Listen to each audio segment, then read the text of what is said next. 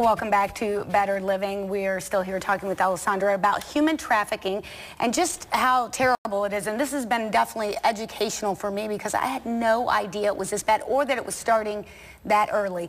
But because you have experienced it, because you were rescued from it, it is your passion now and you're trying to protect these other girls, yes. Which is a beautiful thing. Let's talk about some of the events with the Greenlight Project. You guys have March is kind of a raise awareness time for you, isn't it? Right. We are, I'm trying to sell 1,000 light bulbs in Toledo or anywhere, 1,000. My goal is to reach 1,000 light bulbs. And what it is prostitution is always considered the red light district. Mm-hmm. So what we did, me and another survivor, Marlene Carson, out of Columbus, came up with the Greenlight Project, meaning green as an initiative to go.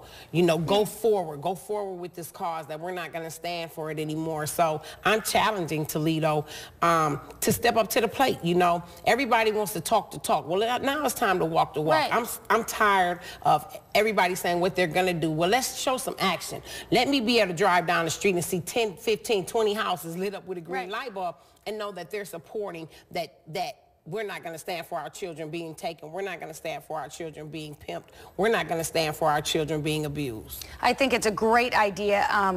It certainly is something very small people can do. How can they get these green light bulbs? They can go to the Greenlight Project /Toledo. Now that's very important that they go /Toledo because some people have purchased the light bulbs, but they just went to the Greenlight Project and they purchased them from Columbus.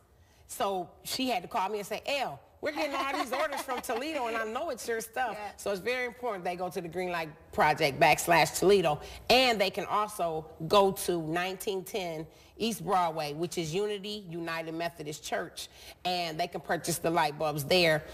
And they can also purchase them online and we'll ship them to them. Okay. I think, again, that's such a small thing that people can do, but it will go a long way in raising awareness. What are other things we can do? If I'm, you know, as I'm sitting here thinking, I got to help this, I got to do something about this, what can I do as just any average citizen? You can always volunteer. I mean, there's girls that need lawyers, good lawyers. There's girls that need social work and can't pay for it. And then there's people that don't have degrees that can just come in and offer their time to like just love on these girls because that's what they need. Mm-hmm. They need to know that they can trust somebody because a lot of times, like when I went through everything I went through, I didn't trust anybody. And I was locked up for 6 years as a juvenile, and I trusted nobody until a Christian family came in, and it's the Waters family came in, and for 3 years I almost practically cussed them out all of the time. And they just kept loving you. Right, and they kept loving me, and they broke down my barriers, and that's even how I ended up in Toledo. I came to live with them when I got out. They just broke my barriers down. So people don't understand how much just a little compassion and a little love will help these girls because they've been without it so long. Oh my goodness, I can't imagine. I know you're passionate and you're key on helping survivors, people who've been rescued, but also on educating. Is that what's going to stop it? Is that what's going to curb the human trafficking? Is educating people about it? I believe education is the key.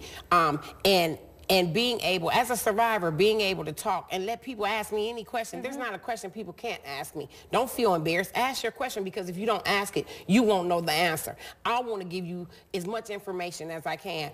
And then for the parents, it's to educate them on signs to look for, indicators of what could be going on with their child. Just different changes, different little subtle things that a normal person might not pay attention to. But if they've been to one of my workshops, they might say, hey, let me check further into this. Maybe I need to investigate a little more about what's going on. So yes, education is very, very, very much needed. And the Methodist Church I have to give a shout out to them because they have stepped up and they have walked the walk, talked the talk, and did everything that they say that they are trying to do. And my organization is out of their building, and they are very, very passionate. This is one of their core issues for the Methodist Church is human trafficking.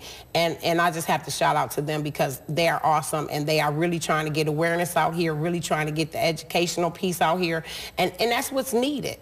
Absolutely. I think social media has been such a accelerated the problem so much. My daughter gave up social media for Lent. I've never been so happy in my life. Now, don't get me wrong. I'm one of those parents that stalks my kids' social media like nobody's business. But there's no such thing as privacy as far as I'm concerned if you live in my house. That's right. But I think that's necessary for parents. Well, yes, it is. And then you have to remember, you need to be mindful about cell phones when kids are so young. You need to be mindful about the Facebook. You know, for real, does a 10-year-old need Facebook for? They should be doing homework in school, going to activities and doing things like that.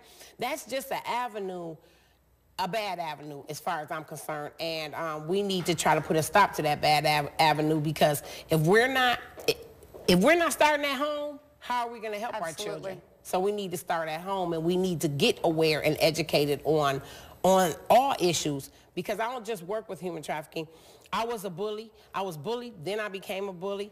I was domestic abuse. I was addicted to crack. You know, I've been clean 21 years, so I've been a whole lot of things. So also our program doesn't just always focus on human trafficking. We have a program on Wednesday that focuses on just anything, a vibe session. The kids can come in, do their homework for an hour, we feed them, and then we love on them, and then we just talk about anything that's going on. They get to talk about what they need to talk about. This is a great organization. Make sure that you get with them. You can go to that United Methodist Church or the Greenlight Project /Toledo. Get your green lights today. Let's stop human trafficking. And don't let your kids do Snapchat. That's the new thing. We'll be right back on Better Living.